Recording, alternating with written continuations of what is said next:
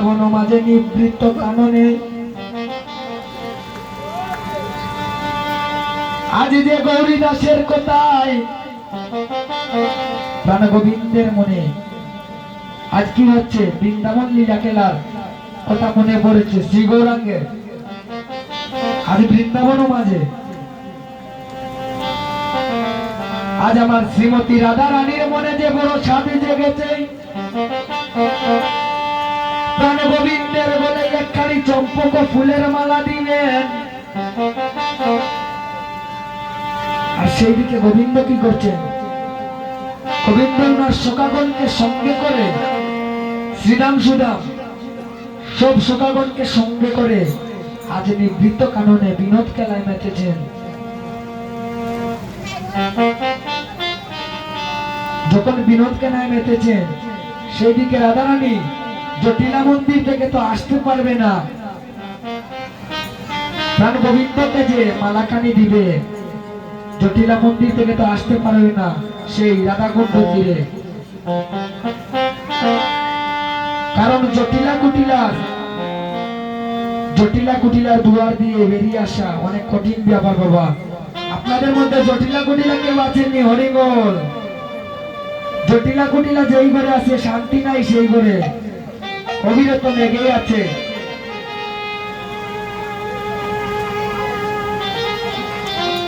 তো রাধারানী একটি বুদ্ধি করলেন, বৃন্দা দেবীকে ডেকে ডেকে বলছেন, হে বৃন্দা দেবী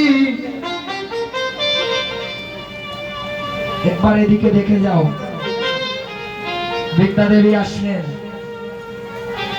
বললেন, রাধে গো তুমি আমাকে কেন ডাকলে? দেখেন মহাপ্রভুর অশেষ কৃপা, সূর্য উদয় হয়েছে, তাই গৌর হরিবল। ভক্তগণের মনে আনন্দ থাকলে কীর্তনিয়ার মনে আনন্দ থাকে। তো আজ বৃন্দা দেবীকে দেখে বলছেন শ্রীমতী রাধারানী তুমি একটু দেখে যাও। বৃন্দা দেবী এসে বলছে, রাধে গো তুমি আমাকে কেন ডাকলে? রাধারানী উত্তরে বলে দিচ্ছেন, হে বৃন্দা দেবী আজ যে আমার মনে বড় স্বাদ জেগেছে, আমার গোবিন্দের বলে একখানি চম্পক ফুলের মালা দিব। আমি বড় বাসনা করেছি,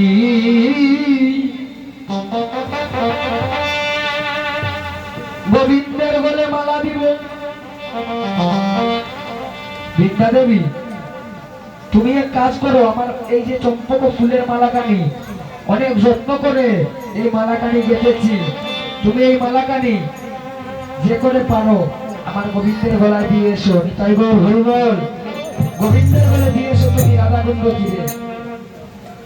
আমি অন্তরে দেখেছি আমার গোবিন্দ রাধাকুণ্ড তীরে আছেন। তখন যেখানে গোবিন্দ আছেন সেই দিকে গোবিন্দ সখাগণকে সঙ্গ করে আজ বিনোদ খেলায় মেতে আছেন। যখন খেলায় মত্ত হয়ে আছেন হঠাৎ প্রাণ গোবিন্দ আমার সুবলকে কি বলবেন বলে সুবলকে একটু পাশ দিয়ে সরালেন, বললেন, সুবল একটু এদিকে শুনে যাও। এই বলে খেলার পাশ থেকে একটু দূরে সরলেন সুবলকে সঙ্গে করে। আর তখন বৃন্দা দেবী হে নৌকাতে আসে কানে,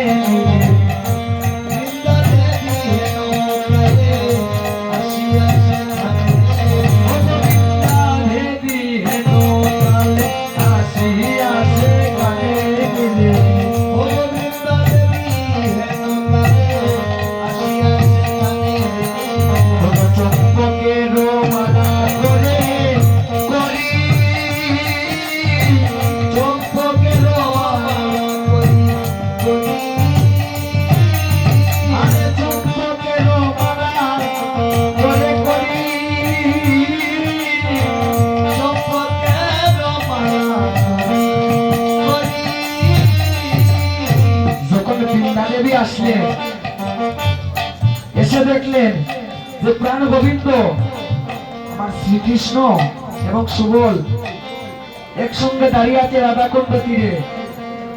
যখন বৃন্দা দেবী এহেন দশা দর্শন করলেন, বৃন্দা দেবী কি করছে? যখন দেখলেন যে সুবল এবং প্রাণ শ্রীকৃষ্ণ একসাথে আছেন, বৃন্দা দেবী মনে মনে ভাবলেন, যদি আমি এই চম্পক ফুলের মালাখানি গোবিন্দের গলে দিই,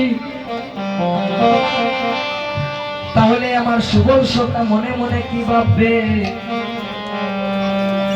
সুবল সখা যে আমার অকাতর হয়ে পড়বে।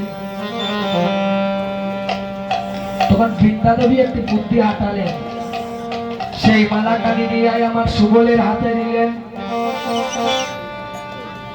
সুবলকে একটু আর চোখে ডাক দিয়ে বললেন, সুবল একটু শুনে যাও। বৃন্দা দেবী ডাক দিয়ে বলছেন, এই যে চম্পক ফুলের মালাখানি আছে, তুমি রাধা, আমার রাধা রানীর বড় বাসনা, তুমি এই চম্পক ফুলের মালাখানি প্রাণ গোবিন্দের গলে দিয়ে দিও। এটা আমার নয়, আমার রাধা রানীর বাসনা। তখন সেই সময় মহাজনের পদকর্তায় আমার বাপ দিচ্ছেন, অবনী প্রীত কাননে সুবলে ভীষণে খেলিতে বিনোদ খেলা।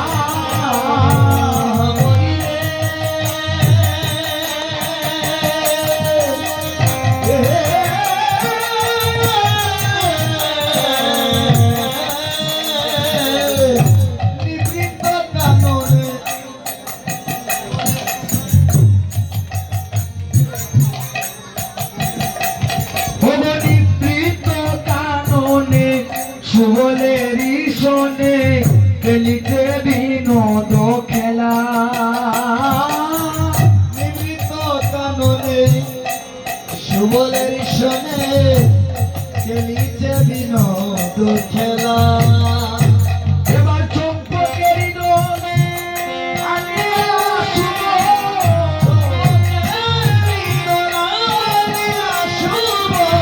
সে মগলে দিল যাইয়া, সে মগলে দিল যাইয়া।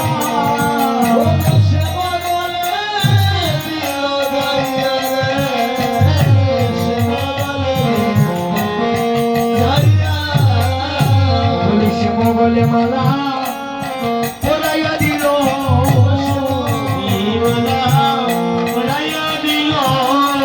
সে মগলে মালা পরাইয়া দিল, মালা পড়াইয়া দিল। চম্পক ফুলে মালা রে, সে মগলে মালা এবার পরাইয়া দিল।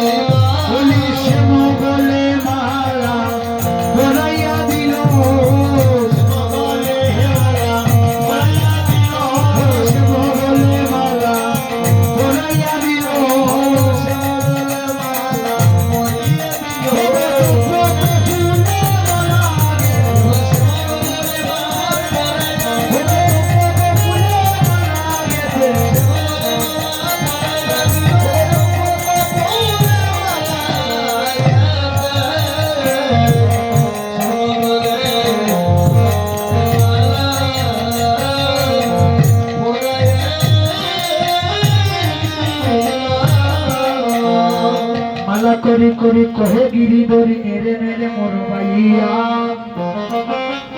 যখন এমন কথা বলছে